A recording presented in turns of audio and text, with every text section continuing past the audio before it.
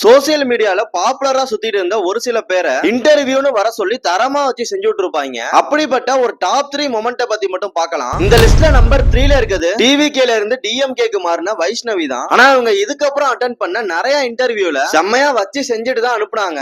அதிகபட்சம் சாதனையா அதிகபட்சம் சோதனையா? அதிகபட்சம் சாதனை. காமெடி பண்ணாதேன்னு சொல்லிருக்கேன் நானு. 3ஆம் தேதிக்கு முன்னாடி கேட்டிருந்தா வேற பதில் வந்திருக்கும். நீங்க பாத்திருப்பீங்க. இது வரைக்கும் வைஷ்ணவி வந்து விஜய்க்கு தெரியுமா? வைஷ்ணவின்னு ஒருத்தன் வந்து கோயம்புத்தூர்ல இப்ப அடக்கிக்கிட்டு நடிக்கிறது.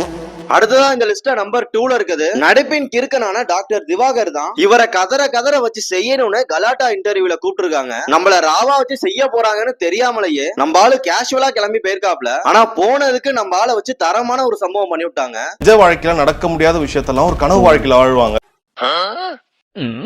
ஊர்ல இருக்க எல்லாரும் தப்பா பேசிட்டு இருப்பீங்க, நான் உட்காந்து கேட்டுட்டு இருக்கணுமா? வந்து என்ன சொன்னாருன்னா, நான் சொல்ற மாதிரி கேள்வி கேள்வி ஏன் கட் பண்ணி. ஃபைனலா இந்த லிஸ்ட்ல நம்பர் 1ல இருக்குது டிடிஎஃப் வாசன் தான். ஆனா இவரு நெகட்டிவான விஷயம் எதுவுமே பண்ணது கிடையாது. இவருக்கு ஏன் இவ்வளவு பிரச்சனை வருதுன்னு தெரிய மாட்டேங்குது. இவரையுமே ஒரு இன்டர்வியூல ஓவரா இன்சல்ட் பண்ணி அனுப்பிச்சுட்டு இருப்பாங்க.